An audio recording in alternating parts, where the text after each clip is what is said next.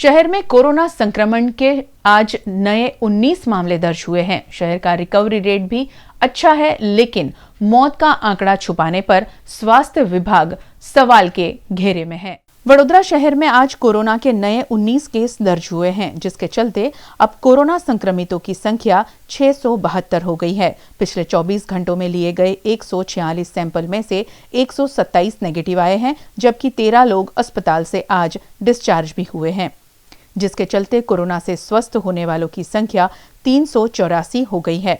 वडोदरा महानगर पालिका द्वारा मौत का कोई आंकड़ा आज भी बुलेटिन में दर्शाया नहीं गया है, जबकि शहर में पिछले कई दिनों में कोरोना से कई लोगों की मौत होने की खबर सामने आ रही है।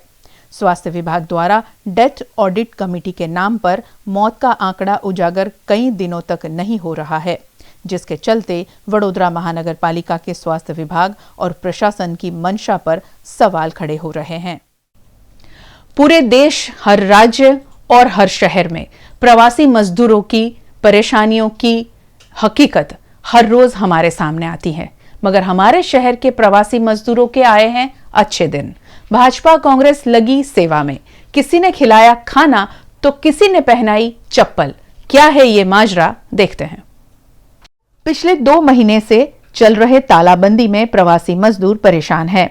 गुजरात छोड़कर अपने वतन वापस जाना चाहते हैं। सरकार और स्थानीय प्रशासन के संकलन के अभाव में समा हरनी ब्रिज के पास खुले मैदान में सूरत से पैदल चलकर आए मजदूर रुके हुए हैं।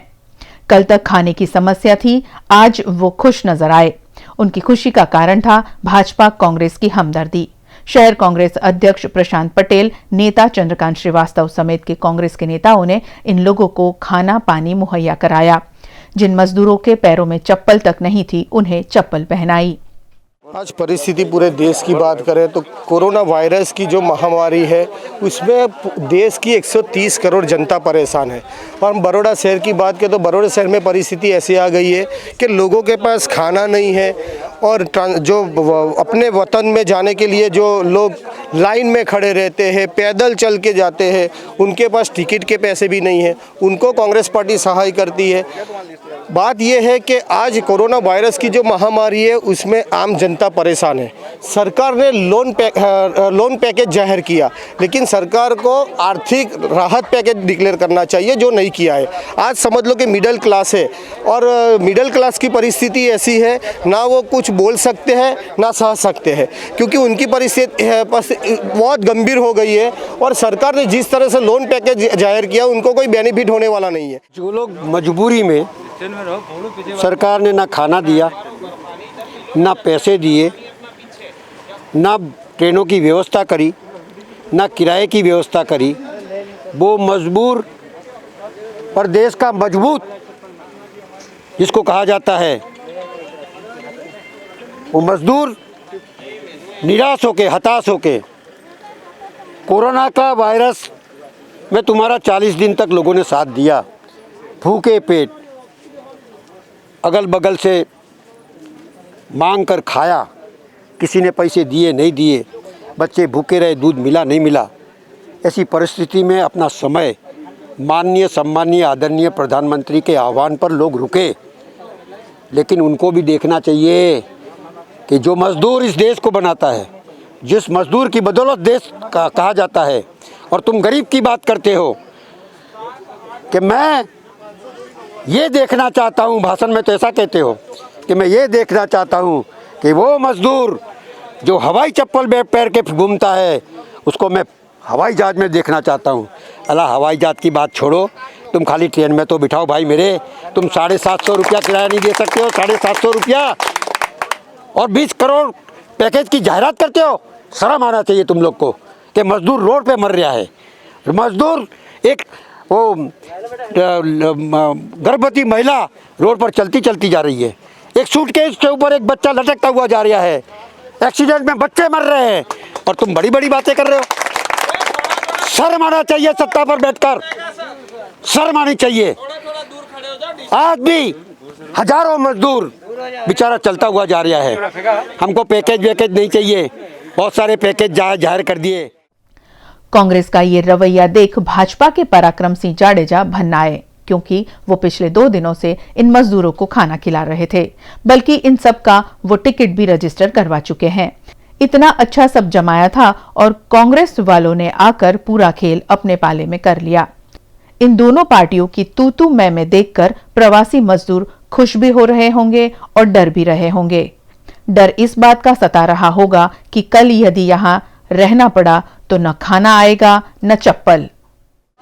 મિત્રો પગારને આ દરેક જગ્યાએથી જુદી જુદી જગ્યાએથી આવેલા છે। ગઈકાલે મામલતદાર ઓફિસ પાસે રોડ ઉપર બધા લોકો આંટા મારતા હતા। પૂછ્યું કે ભાઈ તમે તો કે અમારે બહાર જવા માટેનું છે, અમારે માટે કોઈ રહેવા આ તેની વ્યવસ્થા માટેની ચિંતા કરીએ છીએ। એટલે તરત જ તે ત્યાંના અધિકારીઓ પોતે આવ્યા, મારા પ્લોટ ઉપર અહીંયા બધાને વ્યવસ્થા આપી, બધાને ખાવા પીવા નાહવા ધોવાની બબ્બે ટાઈમ ચા પાણી નાસ્તો ઠંડુ તમામ વ્યવસ્થાઓ અહીંયા કરી છે। અને એ લોકોનો આજે સવારે મામલતદાર ઓફિસના લોકો આવીને નોંધણી પણ કરી ગયા છે અને જેવી આવતીકાલે પરમ દિવસે ટ્રેન જશે એટલે તમામ જણાને ટ્રેનમાં જવાની વ્યવસ્થા માટે। जब इंसान को चोट लगती है तो उन्हें मरहम लगाकर ठीक किया जाता है। कुछ ऐसी ही कोशिश शहर के पर्यावरण प्रेमी कर रहे हैं इन दिनों सुभानपुरा के ऐतिहासिक पेड़ को बचाने के लिए। मनुष्य अपनी बुरी आदतों से पर्यावरण को लगातार नुकसान पहुंचा रहा है, लेकिन उसी के बीच कुछ लोग ऐसे हैं जो पर्यावरण को बचाने के लिए लगातार प्रयासरत हैं और वडोदरा उसमें भाग्यशाली है, क्योंकि यहाँ पर्यावरण की चिंता करने वाले कई लोग हैं जो शहर के हर पेड़, हर प्रकृति के संसाधनों का ख्याल रखते हैं। सुभानपुरा में करीबन 100 साल पुराना एक पेड़ है जिसे गुजराती में गोरख आमलो और इंग्लिश में अफ्रीकन बाओबाब कहा जाता है। शहर में ऐसे कम ही पेड़ है जिसे ऐतिहासिक धरोहर के रूप में देखा जाता है। 11 मई को इस पेड़ का एक हिस्सा धराशायी हो गया। इस ऐतिहासिक पेड़ को बचाने के लिए शहर के पर्यावरणविद हितार्थ पंड्या और डॉक्टर जितेंद्र गवली ने कमर कस ली। 12 मई को इस पेड़ का प्राथमिक इलाज किया गया था और आज फिर एक बार इस पेड़ के घाव पर पर्यावरणविद हितार्थ पंड्या और डॉक्टर जितेंद्र गवली ने मरहम लगाकर पेड़ को बचाने की कोशिश की। ऐसे पेड़ महाराष्ट्र, मध्य प्रदेश, राजस्थान जैसे कम ही राज्य में पाए जाते हैं। 100 साल पुराना ये पेड़ अब तक लोगों को छांव देता था और अब जब पेड़ को देखभाल की जरूरत आन पड़ी है तब शहर के पर्यावरण प्रेमी उसके बुढ़ापे का सहारा बने हैं। हाँ, अभी जैसे हमको पता है कि करीबन 5 दिन पहले एक बड़ा सा ब्रांच गिर गया इस पेड़ का, बड़ी सी शाखा गिर गई। तो हुआ ऐसा है कि वो शाखा गिरने से पूरा एक्सपोज हो गया है, उसका इंजरी जो है, जख्म उसका दिख रहा है। तो उसको हमने पहले पैमाने पे ये किया है कि उसका जो मेरिस्टेमेटिक सेल रहता है, मतलब कैम्बियम जोन जो रहता है ट्री का, वो छाल के तुरंत ही नीचे करीबन 1 या 1.5 इंच तक का दिखता है। तो उस एरिया में हमने पहले नीम ऑयल वाला एक सॉल्यूशन लगा दिया, मतलब मिट्टी, नीम ऑयल और पानी, ऐसा एक मिश्रण। वो बहुत ही हमारा क्या बोलते हैं फर्स्ट एड जैसा काम था। उसके बाद मैंने अपने फ्रेंड से भी बात की, किशोर राजपूत है जो बॉटनी डिपार्टमेंट में, उसके साथ यहाँ के पूरे कैरेक्टरिस्टिक्स समझाए उनको। तो उनका ऐसा मानना है कि भाई आपको एंटी फंगल भी ट्रीटमेंट इसको देना पड़ेगा to further ensure the survival of the tree, क्योंकि ये एक ही पेड़ है ऐसा बाओबाब का अफ्रीका से आया हो। इसका जो ग्रोथ आप देख रहे हो, हमने अभी मेजरमेंट किया तो 8 मीटर एंड 30 सेंटीमीटर जिसका उतना सरकमफरेंस है। तो ये सरकमफरेंस करीबन ये 125 साल या 150 साल पुराना तो कम से कम हो सकता है ये पेड़। अगर पानी उसके शुरुआत में लाइफ में पहले अच्छे मिला होगा तो ये 125, 130, 140 साल तो आराम से होगा, या तो फिर इसका एज 150 से अब भी हो सकता है। तो इस पेड़ को बचाने की मुहिम ये सेकंड पार्ट इसलिए कर रहे हैं so that we are treating it for the anti fungal treatment, so that it will not have any fungus inside it. अभी मॉइस्चर अभी भी है, क्योंकि ये पेड़ का ऐसा है कि इसका हार्डवुड नहीं होता है, तो इसके अंदर जो अंदर का जो कॉलम रहता है, बहुत बड़ा पोर्शन है जो बहुत सॉफ्ट रहता है, फाइब्रस ग्रोथ रहता है, उसमें पानी बहुत कैरी करता है, ये हमेशा पानी का स्टोर हाउस होता है, तो उसका इन्फेक्शन बढ़ने का चांस होता है। उसको हम लोग इस तरीके से ट्रीट कर रहे हैं। हमारा कोई परिजन बीमार होता है और हम दवा और दुआ दोनों करते हैं, तो हम भी वही कर रहे हैं, दवा और दुआ दोनों कर रहे हैं। ये इंजरी होने, ये पेड़ का एक तरफ का जो पूरा डाली गिरने की वजह से जो इंजरी हुई थी, उसको हम जो पहली बार हम जब यहाँ पे आए थे तब उसको हमने मिट्टी और नीम के तेल के लेप से उसको फर्स्ट एड दिया था। कुछ केमिकल पाउडर्स होते जिसकी वजह से फंगस और इन्फेक्शन नहीं होते, तो वो हम लगा रहे हैं। और अगले कम से कम 1 महीने तक इसको हम देखते रहेंगे कि उसमें ज़्यादा कोई और भी कुछ इन्फेक्शन बढ़ नहीं रहा है, वो नहीं हो रहा है, वो देखेंगे। और अगर बारिश तक इसको हम संभाल के रखते हैं तो बारिश के बाद में इसकी जो इंजरी है वो हील होने के अच्छे चांसेस रहते हैं। तो ये एक जिम्मेदारी है, एक नागरिक होने के नाते जिम्मेदारी वही हम निभा। मध्य गुजरात के सबसे बड़े सरकारी अस्पताल एसएसजी में प्रबंधन की लापरवाही के चलते काशी विश्वनाथ महादेव मंदिर के पुजारी का निधन। शहर में कोरोना संक्रमण फैलने से जो स्थिति पैदा हुई है उसका शिकार अन्य मरीज भी हो रहे हैं। ज्यादातर अस्पताल बंद है और ऐसे में छोटी मोटी बीमारियां या दुर्घटनाओं में लोगों को इलाज मिलना मुश्किल हो गया है। ऐसा ही कुछ हुआ काशी विश्वनाथ महादेव मंदिर के महंत अश्विन दवे के साथ। अश्विन दवे का कुछ दिनों पहले एक्सीडेंट हुआ था। उन्हें इलाज के लिए एसएसजी अस्पताल में भर्ती कराया गया। इलाज के बाद एसएसजी अस्पताल से उन्हें छुट्टी दे दी गई। छुट्टी देने के बाद फिर से तबीयत खराब होने पर जब उन्हें अस्पताल में लाया गया तब कई घंटों तक सरकारी अस्पताल लापरवाही दिखाता रहा और उनका इलाज नहीं हुआ, जिसके चलते पुजारी अश्विन दवे का अस्पताल में निधन हो गया। इस घटना के बाद परिजनों ने उनका शव लेने से इनकार किया और अस्पताल में काफी हंगामा हुआ, जिसके चलते पुलिस को भी मौके पर पहुंचना पड़ा।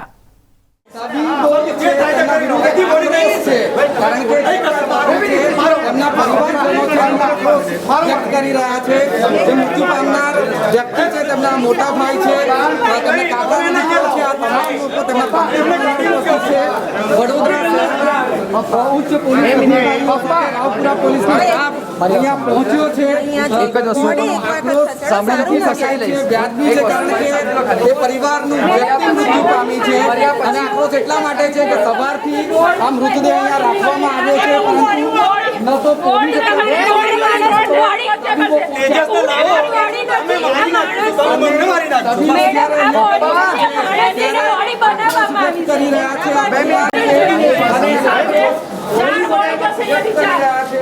સોમવારે બપોરે એમને એક્સિડન્ટ થયો હતો, પછી એમને એસએસજીમાં લાયા હતા। કઈ જગ્યાએ લાવ્યા? એસએસજીમાં તાત્કાલિક સારવારમાં લાયા હતા। તાત્કાલિક સારવારમાં એમની ટ્રીટમેન્ટ કરી।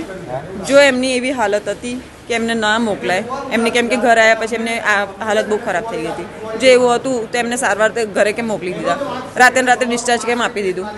અને આજે જ્યારે અમે અહીંયા લાયા છે, ગઈકાલ સાંજના એમને અહીંયા આગળ દાખલ કર્યા છે।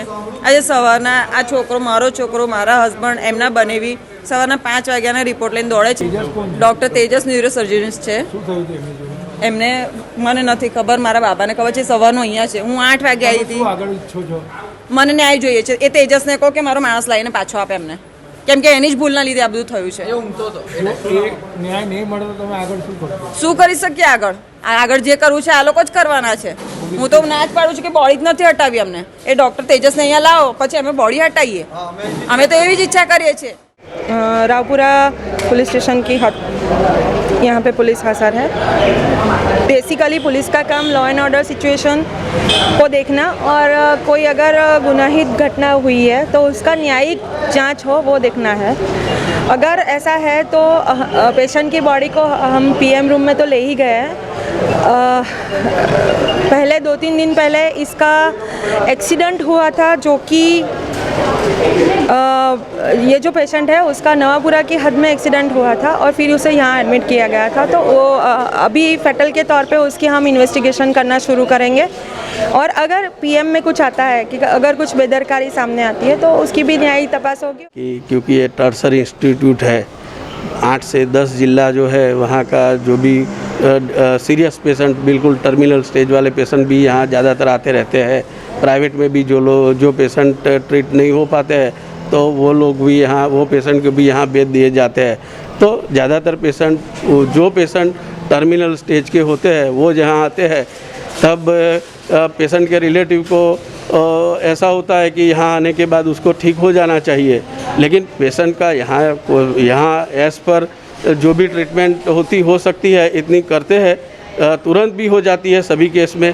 लेकिन अगर पेशेंट का टर्मिनल स्टेज में इस तरह की परिस्थिति हो गई होती है तो उस केस में कभी कभी उसका डेथ भी हो जाता है। और क्योंकि डेथ होता है तो पेशेंट के रिलेटिव को कोई भी सदमा लगे कि ऐसा कुछ भी हो, उनको असंतोष उसकी वजह से हो जाता है कि उसका डेथ हो गया। टर्मिनल स्टेज में जब आता है तो उसका डेथ होने की चांसेस वैसे भी ज़्यादा ही होते हैं। तो इस वजह से वो लोग को जो असंतोष होता है उसकी वजह से वो लोग कभी कभी इस तरह से असंतोष व्यक्त करते हैं। लेकिन हमारा यहाँ हमने जो भी ऐसा होता है, हमें लगता है तो हम उचित पुलिस कार्यवाही भी करवा देते हैं, ताकि जो भी है उसकी तह तक पता चले कि दर्दी के रिलेटिव को भी संतोष हो जाए कि नहीं, उसका जो भी है वो यहाँ के मैनेजमेंट ने ऐसा किया कि हमको संतोष भी मिल जाए। ऑन कायदा की अभी जो होता है वो भी प्रोसीजर हो जाती है। सर, जो ऐसे आक्षेप लगे हुए हैं तो क्या इसमें कुछ कमेटी या ऐसी कुछ रचना प्रशासन की ओर से की जाए? वो अभी तो प्राथमिक अभी तो जस्ट अभी ये हुआ है, तो उसका केस पेपर और उसकी जो भी ट्रीटमेंट की डिटेल है वो सब जो कंसर्न डॉक्टर है उनसे भी उनका भी इन्वॉल्वमेंट करना पड़ेगा। उनसे जांच का विषय हो जाता है, तो जो भी उचित होगा वो कर देंगे। कोरोना वायरस ने हम सबकी जिंदगी पूरी तरह से बदल दी है और इस वायरस के डर ने सबको एहतियात के साथ में जीना भी सिखा दिया है। कई देशों में अब कोरोना की वजह से दिए गए लॉकडाउन को खत्म कर दिया गया है और धीरे धीरे अब रोजगार भी शुरू हुए हैं। ऐसे में रेस्टोरेंट कुछ अलग तरीके अपना रही है सोशल डिस्टेंसिंग के। ग्राहकों को कोरोना से बचाने के लिए सोशल डिस्टेंसिंग के कैसे तरीके अपनाए जा रहे हैं विदेशों में, देखते हैं। ये तस्वीरें जो आप देख रहे हैं ये विदेश की रेस्टोरेंट की तस्वीरें हैं, जिसमें सोशल डिस्टेंसिंग के लिए विभिन्न तरीके अपनाए जा रहे हैं। जैसे कि जर्मनी के एक कैफे में ग्राहकों को सोशल डिस्टेंसिंग कैप दी गई है, जिसकी मदद से एक दूसरे से आवश्यक दूरी पर लोग रह सकें। इसके अलावा बैंकॉक के एक रेस्टोरेंट में हर टेबल पर एक टेडी पांडा बिठाया गया है ताकि ग्राहकों को अकेलापन महसूस न हो। अमेरिका के रेस्टोरेंट में ग्राहकों का साथ देने के लिए टेबल पर पुतले बिठाए गए हैं। ये भी सोशल डिस्टेंसिंग के पालन का अनोखा तरीका है। वहीं स्वीडन के एक रेस्टोरेंट में ऐसी व्यवस्था की गई है कि टेबल पर एक ही इंसान बैठ सके और उस तक खाना पहुंचाने के लिए किचन से टेबल तक रस्सी बांधी गई है, जिस पर टोकरी भेजकर टेबल तक खाना पहुंचाया जाता है।